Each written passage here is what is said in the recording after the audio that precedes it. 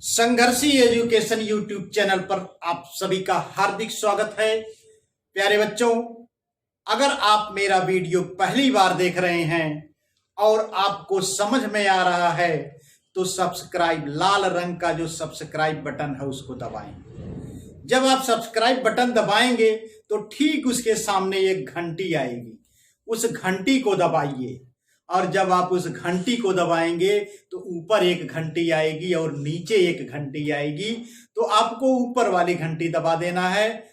तो जब आप ऊपर वाली घंटी दबा देंगे तो हमारे नए नए वीडियोस की नोटिफिकेशन आपको तत्काल मिलती रहेगी।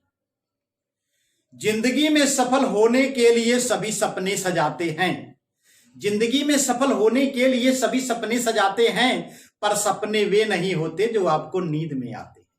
अरे सपने तो वे होते हैं जो आपको नींद नहीं आने देते हैं।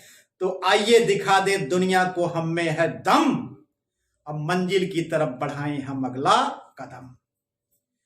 तो आज पढ़ेंगे हम कक्षा 7 विषय गणित दक्षता अभ्यास 1। पहला प्रश्न है, हमें इसमें प्रश्न के कई खंड हैं, इसमें हमें बताना है, चार विकल्प दिए गए हैं, इसमें हमें बताना है कि कौन सा विकल्प सही है। तो आइए देखते हैं। पहले प्रश्न का क खंड है, किसी परिमेय संख्या के समतुल्य परिमेय संख्याएं होती हैं। समतुल्य का मतलब होता है उसके बराबर। तो किसी परिमेय संख्या के समतुल्य परिमेय संख्याओं को अगर आपको प्राप्त करना है तो उसके हर और अंश दोनों में बराबर संख्या से गुणा करते जाइए। नई नई परिमेय संख्याएं उसके समतुल्य आपको प्राप्त होती जाएंगी, अनगिनत संख्याएं आपको प्राप्त होती जाएंगी। इसका अर्थ यह हुआ कि किसी परिमेय संख्या के समतुल्य परिमेय संख्या कितनी होती है? वो अनंत होती है। तो आप क्या विकल्प लगाएंगे? किसी परिमेय संख्या के समतुल्य परिमेय संख्याएं कितनी होती हैं? अनंत होती हैं। यानी आपका चौथा विकल्प क्या है? सही है।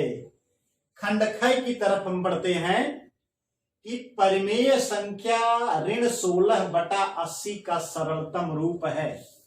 तो आइए ऋण 16/80 को हम सरल करते हैं। तो 16 का पहाड़ा आप पढ़िए जरा 80 में, 16 85 होता है। तो 16 25 80, 16 का नाम 16, यानी 1 ऊपर आ गया, नीचे 5 आ गया, ऋण चिन्ह पहले से लगा है। तो इसका आंसर हो जाएगा ऋण 1/5, यानी आपका तीसरा विकल्प सही है। ग खंड में आप आइए, परिमेय संख्या 40/25 का सरलतम रूप है। तो आइए इसको भी सरल करते हैं। 5 से आप भाग दे दीजिए, 5 अट्ठे 40, यानी ऊपर 8 आ जाएगा और 5 पच्चे 25, नीचे 5 हो जाएगा, यानी 8/5 आएगा। तो आप इसमें देखिए, तो ऋण 5 तो यहाँ है लेकिन 8 नहीं है, और ऊपर 8 है लेकिन ऋण नीचे 25 है। ये दूसरे विकल्प में आप देखेंगे तो लिखा है ऋण 8/5। तो ऋण चिन्ह चाहे आप अंश में लगाएं चाहे आप धन में लगाएं, तो उस परिमेय संख्या के मान में कोई परिवर्तन नहीं होता है। अतः दूसरा विकल्प आपका सही है। आइए पहले प्रश्न के चौथे खंड की तरफ बढ़ते हैं। दो असमान परिमेय संख्याओं के बीच परिमेय संख्याएं होती हैं, कितनी होती हैं? तो हमने आपको इसके पहले अभ्यास कार्य में जो महत्वपूर्ण बिंदु के अंतर्गत आपको बताया था कि दो असमान परिमेय संख्याओं के बीच परिमेय संख्याओं की संख्या कितनी होती है? अनंत होती है। तो इस पर आप अनंत का चिन्ह लगाएंगे, यानी तीसरा विकल्प सही है। आइए हम बढ़ते हैं दूसरे प्रश्न की तरफ। निम्नांकित कथनों को सत्य और असत्य बताइए। तो हमें इसमें कहा बताना है कौन सच्चा है और कौन झूठा है। तो आइए देखते हैं कि सच्चा कौन है।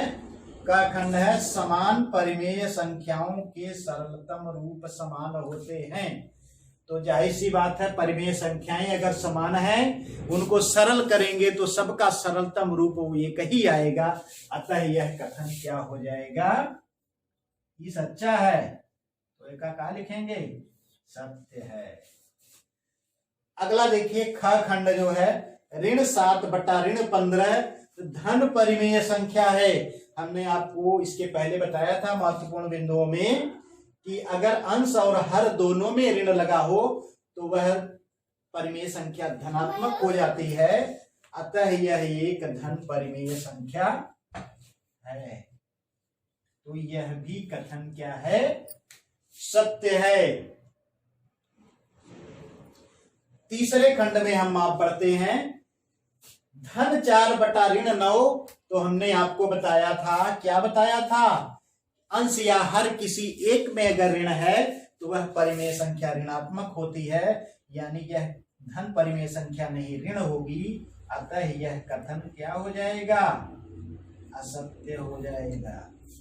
आइए अगला खंड हम देखते हैं 3 बटा ऋण 11 और ऋण 3 बटा 11। ये पूछ रहे हैं समान है कि नहीं, तो ये समान होगी, क्योंकि ऋणात्मक चिन्ह चाहे हर में लगे चाहे अंश में लगे, उस परिमेय संख्या का मान क्या होता है, वही होता है, अतः यह क्या है, सत्य है। आइए हम अगले खंड की तरफ बढ़ते हैं। इन्होंने क्या लिखा, 1 बटा 2, 2 बटा 4, 3 बटा 4 एक ही परिमेय संख्या के विभिन्न रूप हैं। तो जब हैं तो 1 बटा 2 को 2 बटा 4 लिख सकते हैं और 3 बटा 6 भी लिख सकते हैं, अतः यह एक ही परिमेय संख्या के विभिन्न रूप हैं, इसलिए यह कथन क्या हो जाएगा, सत्य हो जाएगा। आइए देखते हैं कि ऋण 1 बटा 3, ऋण 1 बटा ऋण 3, ऋण 2 बटा ऋण 6, ऋण 3 बटा ऋण 9 विभिन्न परिमेय संख्याएं हैं। आप इसको सरल करेंगे तो आप पाएंगे कि यह क्या है, ऋण 1 बटा 3 ही है, यानी एक ही परिमेय संख्या के ये विभिन्न रूप हैं, इसलिए क्या है, यह असत्य हो जाएगा, यानी विभिन्न परिमेय संख्याएं नहीं हैं। अब ऋण 4 बटा ऋण 5 और 4 बटा 5 समान परिमेय संख्याएं हैं, ये सत्य होगा, क्योंकि हर और अंश दोनों में ऋणात्मक होने पर भिन्न धनात्मक हो जाती है, परिमेय संख्या धनात्मक हो जाती है, अतः ये समान परिमेय संख्याएं हैं, ये कथन सत्य है। सभी पूर्णांक परिमेय संख्याएं होते हैं। हमने आपको महत्वपूर्ण बिंदुओं में आपको बताया था कि जितने भी पूर्णांक हैं सबको परिमेय संख्याओं के अंतर्गत रखा जाता है, अतः यह कथन क्या हो जाएगा, सत्य हो जाएगा। आइए देखिए, सभी परिमेय संख्याएं पूर्णांक होती हैं, यह कथन असत्य है, क्योंकि परिमेय संख्याओं में भिन्नात्मक संख्याएं भी आती हैं, अतः यह कथन क्या हो जाएगा, असत्य। सभी परिमेय संख्याएं पूर्णांक होती हैं, यह कथन क्या है, असत्य है।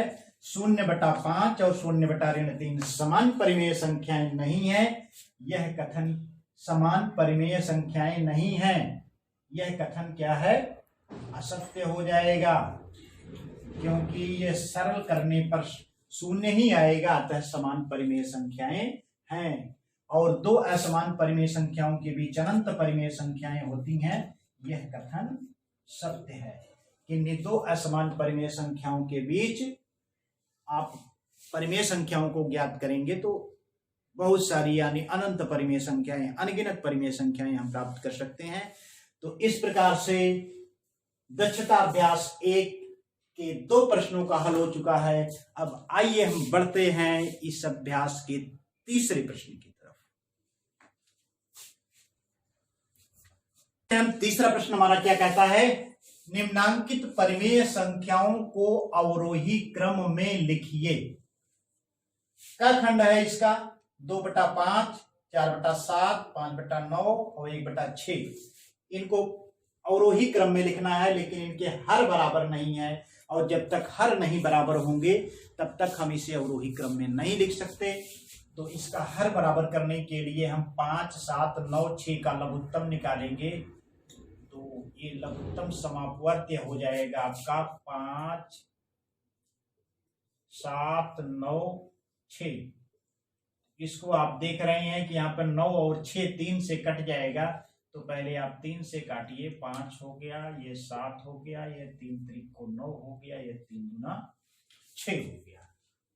तो आपका लघुत्तम हो जाएगा इसका।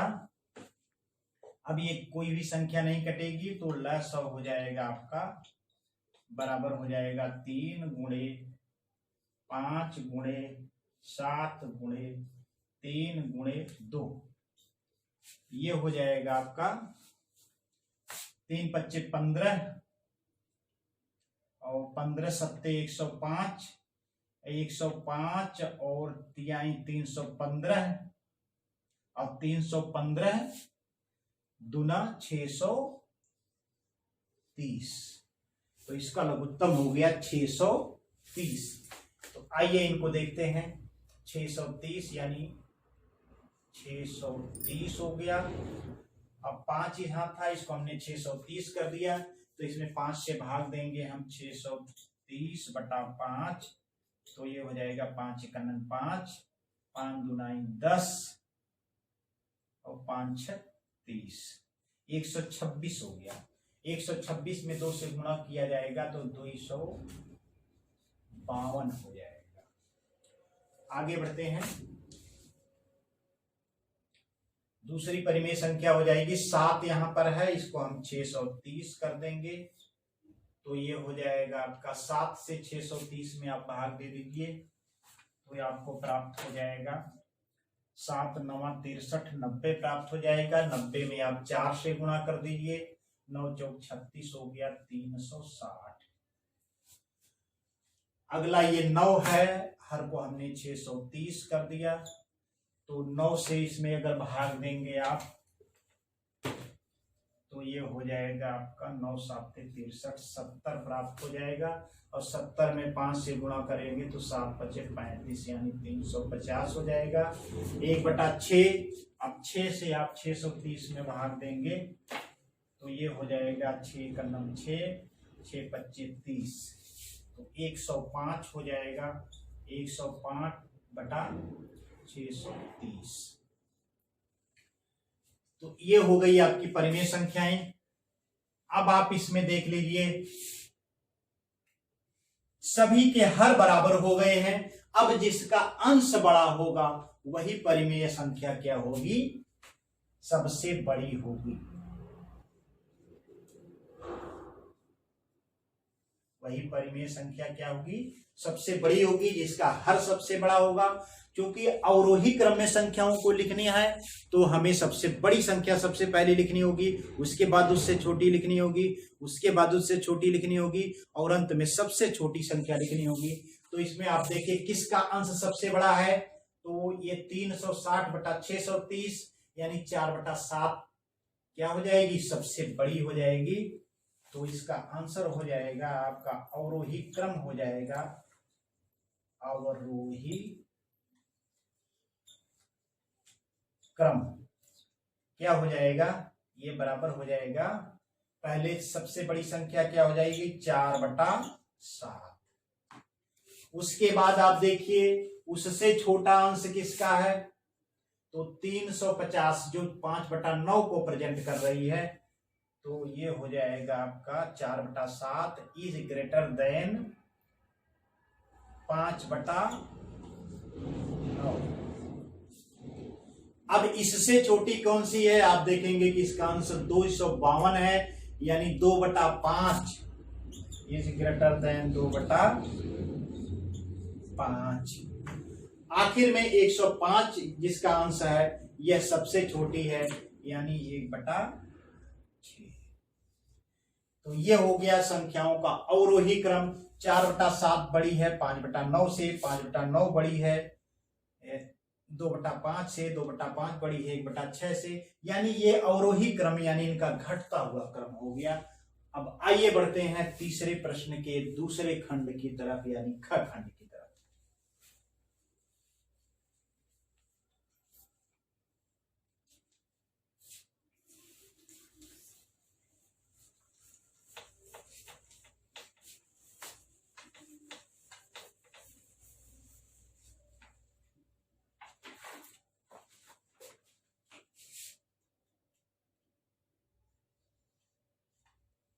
ख खंड हमारा क्या कहता है, -4/11, 1/3 और -5/7 और 3/4। तो इसमें भी हमें वही करना है।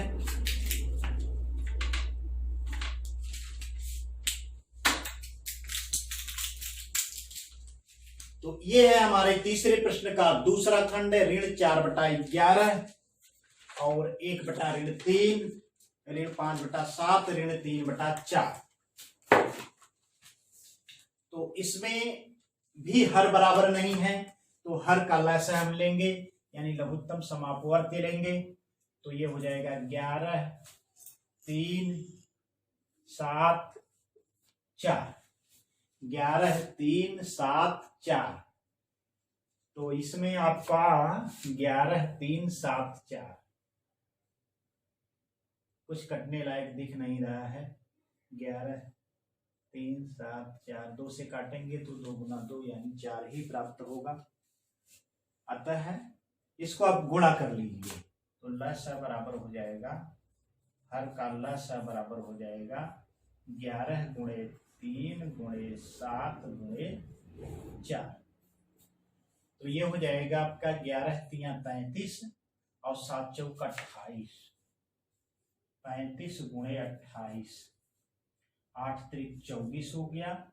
8 त्रिक 24, 2 26, 3 त्रिक को 9, 2 तिहाई 6 और 2 तिहाई 6।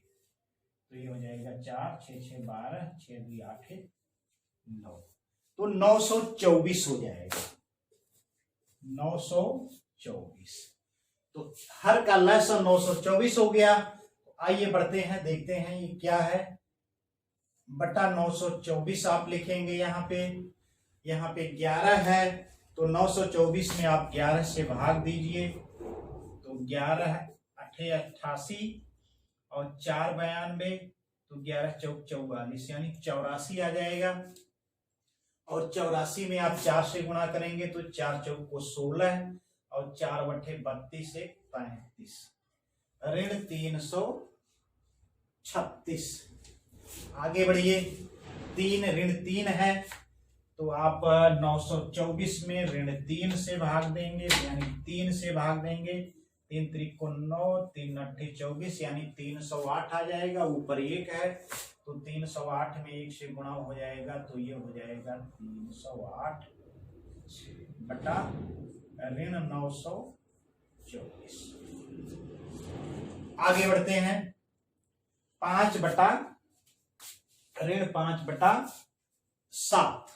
तो 7 से आप भाग दीजिए 924 में, तो 7 × 7, 2 9, 7 3 21, 7 2 14, 132 आ गया। 132 में 5 से गुणा करेंगे तो 5 2 10 और 5 3 15 1 16, 5 × 5 1 6 यानी 660 बटा 924। 660 बटा 924। 7 से भाग दिए, 7 × 7, 7 3 21, 7 2 14, 5 2 10, 5 3 15 1 16, 5 × 5 1 6। ठीक है, अगली परिमेय संख्या हो जाएगी आपकी, इसका भी हर 924 हो जाएगा। और 4 से आप भाग दीजिए इसमें, तो 4 2 8, 4 3 12, 4 1 4, 231 हो गया। और 231 तिहाई 693।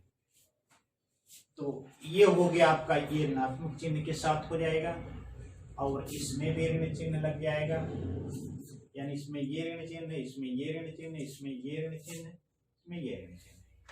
अब आप देखिए कौन सी संख्या बड़ी है सबसे। चूंकि चारों परिमेय संख्याएं ऋणात्मक हैं, इसलिए सबसे बड़ी वो होगी जिसका अंश सबसे छोटा होगा। तो सबसे छोटा अंश देखिए किसका है, ये देखिए, ये परिमेय संख्या यहाँ ली है, ये परिमेय संख्या ये है, ये परिमेय संख्या यहाँ लिखी है, ये परिमेय संख्या यहाँ लिखी है। तो अवरोही क्रम हो जाएगा, अवरोही क्रम बराबर हो जाएगा आपका सबसे छोटा किसका है? 308, यानी 1/-3 क्या हो गई? सबसे बड़ी हो गई। उसके बाद इससे बड़ा किसका है? 336, यानी -4/11। उसके बाद कौन सी है? 336 के बाद 660 आएगा, यानी -5/7। उसके बाद कौन आएगा?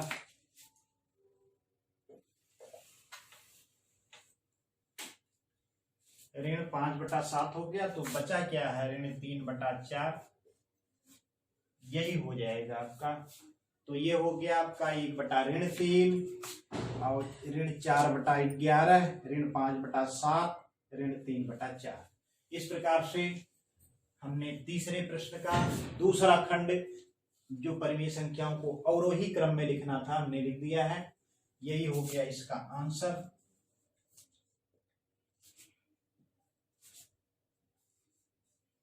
ये अवरोही क्रम हो गया। आइए हम ग खंड की तरफ पढ़ते हैं, देखते हैं कि उसमें क्या है।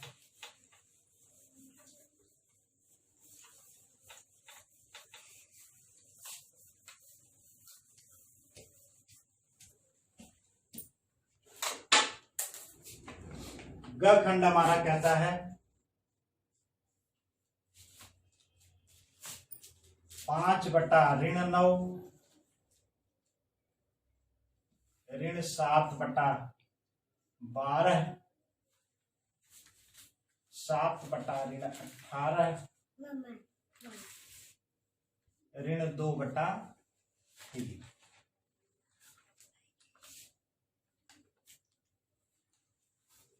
ठीक है, तो इन परिमेय संख्याओं को भी अवरोही क्रम में लिखना है। तो आइए हम इसका लघुत्तम लेते हैं, हर का लघुत्तम लेते हैं। ये हो जाएगा 9, 12, 18, 3। तो आप इसे 2 से काट दीजिए, 9 नहीं कटेगा। 2 6 12 हो गया, और 2 9 18 हो गया, और 3 आपका आ जाएगा। अब देखिए, 2 से कोई 2 संख्याएं नहीं कटेंगी, केवल 6 कटेगा। तो 2 से न भाग दे करके अब हम 3 से भाग देंगे। 3 त्रिको 9, 3 दूना 6, 3 त्रिको 9, 3 एकन्नन 3। फिर आप 3 से भाग दीजिए। 3 एकन्नन 3, 2, 3 एकन्नन 3, ये हो गया। तो लस हो जाएगा आपका 2 गुणे 3 गुणे 3 गुणे 2। ठीक है, तो ये हो जाएगा 2 3 6, 3 18, 2 36। इसका लघुत्तम हो गया 36 हो गया। तो आइए इन संख्याओं को लिखते हैं। ये हो गई 36 -36, और 9 चौक 36 होता है, तो 5 चौक को 20 हो जाएगा। और ये हो गया आपका 36, 12 3 36, यानी 7 3 21, ऋण 21/36 हो गया। अगली संख्या 18 दूना 36 होता है, ऋण 36 हो गया, तो 7 दूना 14 हो जाएगा। अगली संख्या आप देखिए, 12 3 36 होता है, तो 12 दूना 24 हो जाएगा, ऋण 24/36। तो ये परिमेय संख्याओं को हमने हर बराबर करके लिख दिया है। क्योंकि चारों परिमेय संख्याएं क्या है? ऋणात्मक हैं, अतः वह संख्या बड़ी होगी जो ऋणात्मक में सबसे छोटी होगी। तो ऋणात्मक में सबसे छोटी कौन सी पड़ेगी? आपकी 14/36, यानी 7/18 है, ऋण 18। और वही क्रम, तो ये हो गया 7/18। अब आप आगे बढ़िए। दूसरी संख्या आप देखिए, ऋणात्मक में जो 14/36 के बाद इससे थोड़ी जो अंश इसका बड़ा है, कौन सा है? 20 आएगा। 20/36, यानी 5/9। तो ये हो गया आएगा 5/9। अब आगे आप देखिए 20 के बाद कौन सी बड़ी है, 21। तो ऋण 21/36 यानी ऋण 7/12। ठीक। अब आगे जो शेष बची है ऋण 2/3 हो जाएगा, यानी ये इनका घटता हुआ क्रम हो गया। यानी 7/18 है, सबसे बड़ी है, उसके बाद 5/9 है, फिर ऋण 7/12 है, फिर ऋण 2/3।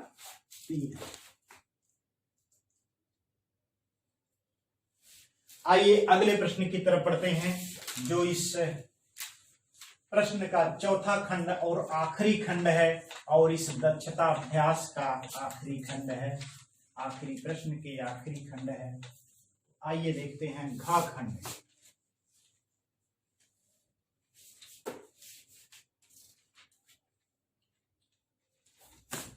ऋण 3/4,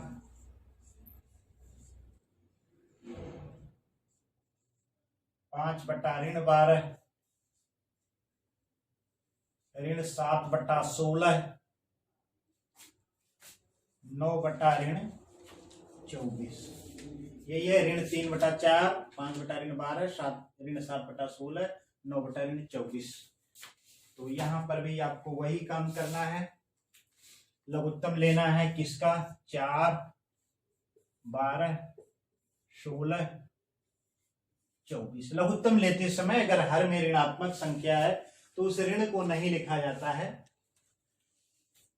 तो आइए देखते हैं, 2 से काटिए, 4, 12, 16, 24, 2 दूना 4, 2 छक 12, 2 अट्ठे 16, 12 दूना 24। फिर 2 से आप काटिए, 2 का 2, 2 तिहाई 6, 2 चौको 8, 2 छक 12। फिर 2 से काटिए, 3 में भाग नहीं जाएगा, 3 को उतार लीजिए, 2 दूना 4 और 2 तिहाई 6। अब फिर 3 से आप काट दीजिए, 1 हो गया, 3 एकनन 3 हो गया, 2 में नहीं भाग जाएगा, 2 को उतार लीजिए, 3 एकनन 3 हो गया। तो ये हो गया आपका लसा, कितना हो जाएगा, 2 गुणे 2 गुणे 2 गुणे 3 गुणे 2, यानी ये हो जाएगा 2 दूना 4, दूना 8, 3 24 और दूना 48। तो इसका लघुत्तम हो गया आपका 48। तो आइए देखते हैं इनको कैसे लिख सकते हैं। 48 लिखिए यहाँ पर, 12 चौक 48 होता है, 48 में 4 से भाग देंगे तो 12 आएगा, तो अंश में 12 से गुणा हो जाएगा, 12 तिया 36 हो जाएगा, 12 तिया 36। अब अगला क्या है, 12 का भाग आप 48 में देंगे तो 12 चौक 48 यानी 4 आया, तो अंश में 4 से गुणा हो जाएगा, तो 4 पच्चे 20/48। आगे बढ़ते हैं, 48 16 का 48 में भाग देंगे तो 3 आएगा। अब अंश में 3 से आप गुणा करेंगे तो 7 त्रिक 21 हो गया, 21। और 24 दूना 48 होता है, तो अंश 18 हो जाएगा और ये 48 हो जाएगा। अब आप देख लीजिए, ये परिमेय संख्या ये है, ये परिमेय संख्या ये है, और ये है, ये है।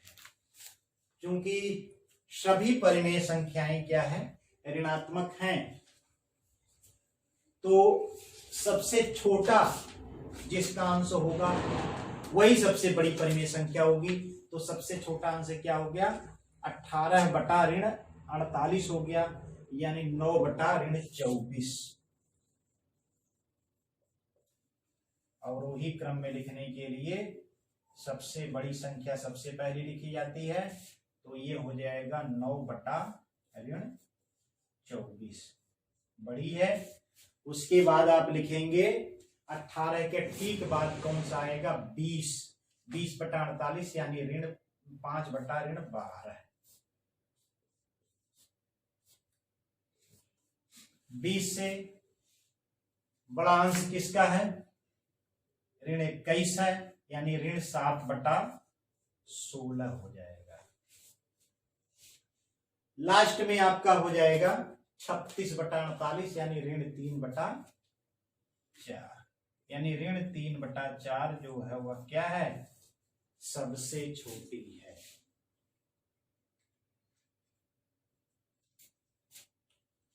तो ये हो गया अवरोही क्रम। इस प्रकार से दक्षता अभ्यास 1 के सभी प्रश्नों का हल हो गया। उम्मीद करता हूं कि आपको समझ में आएगा और अगले अध्याय के साथ एक नए वीडियो को लेकर के पुनः मिलेंगे। तब तक मजे से पढ़ाई करते रहिए, सानंद रहिए। धन्यवाद।